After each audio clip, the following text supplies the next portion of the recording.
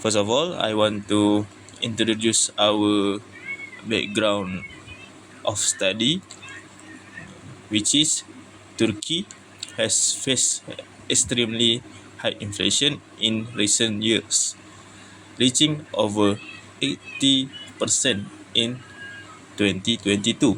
This was caused by low interest rate, currency depreciation, and global energy price shock. As a result, the cost of living rose sharply, and economic stability was affected. Second, economic issue. The main issue include rising price of food and energy, falling value of the Turkish lira, and reduced purchasing power of citizens. This create hardship for households and uncertainty for investors. Objective of the study. This study aims to identify the cause of Turkey inflations, examine the government's response through public policy, and evaluate how effective these policies were in controlling inflation and supporting the economy. Turkey, also called Turkey, is a country located in both Asia and Europe. It connects the Balkans, Caucasus, Middle East, and Mediterranean regions. Most of its land is in Asia, with a small part in Europe. Turkey shares borders with 8 countries and 3 seas. The capital is Ankara and the largest city is Istanbul. Turkey has a growing free market economy. In 2025, it ranked as the 16th largest economy in the world. After facing a crisis in 2018, the economy started to recover in 2021 and reached the highest point in 2024. Based on this chart, we can see that Turkey inflation rate was quite low and stable from the 1960s until the early 1970s. However, starting in the late 1970s, the inflation rate began to rise sharply, reaching a very high peak of 94.3% in 1980.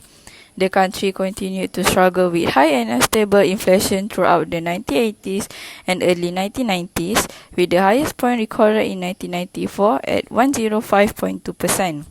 After that, Turkey managed to control its inflation, especially from the early 2000s, where the rate dropped significantly and remained low and stable until around 2070. Unfortunately, inflation started to rise again from 2018, with another big peak at 72.3% in 2022. By 2024, the rate showed a slight decrease to 58.5%, but it still remained high compared to the previous years. From this chart, we can see that Turkey unemployment rate has experienced several fluctuations over the years. In the early 1980s, the unemployment rate was quite high, around 12%. It then dropped to below 8% by the early 1990s. However, starting from the late 1990s, the unemployment rate began to rise again, reaching its highest point of around 14% in 2009. After that, the rate slightly improved but remained unstable, with another peak at about 14% in 2019.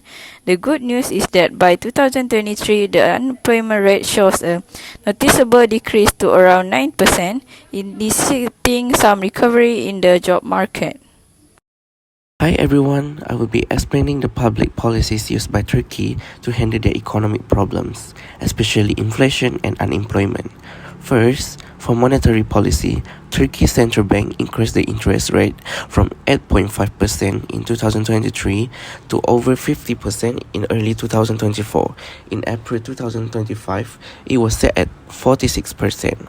This was done to reduce inflation and stabilize their currency, the Turkish lira. At the same time, the government also used fiscal policy.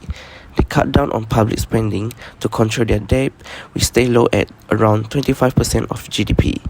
They also raised the minimum wage by more than 30% in 2025 and gave cash aid to help low-income families. These combined policies helped Turkey slowly reduce inflation starting in early 2025. Though inflation started to go down, unemployment became a big problem. In 2024, Turkey's unemployment rate was 8.6% and youth unemployment was around 16%.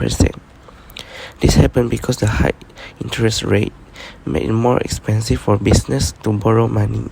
So many companies stopped hiring or laid off workers, especially in sectors like construction and manufacturing. The government did raise the minimum wage and offer some vocational training, but there were no big job creation programs. Because of that, the unemployment rate stayed high. Turkey also faced very high inflation. It peaked at around 75% in 2024, which is among the highest in the world. This was caused by a weak lira, expensive imports, and past poor economic policies. To fix this, the central bank raised interest rates and reduced the money supply. The government also avoided giving too much stimulus and focused spending only on people who really needed help. These efforts worked. Inflation dropped to around 38% by mid-2025, but it's still a problem that the government is trying to manage. Monetary policy. In Turkey, the central bank decided to lower interest rate even though inflation was already very high. The goal was to reduce inflation and encourage more investment, but unfortunately this plan backfired. As a result, the Turkish lira became weaker, prices keep rising, and investors start to lose confidence in the economy. One big problem was the politician pressure influenced the central bank's decision too much, which hurt trust in the system.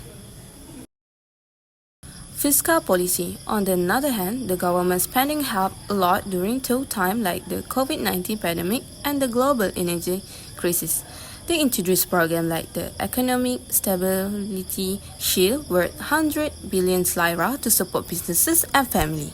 One program, the Short-Term Work Allowance, even saved 3.5 million jobs by helping companies pay their workers.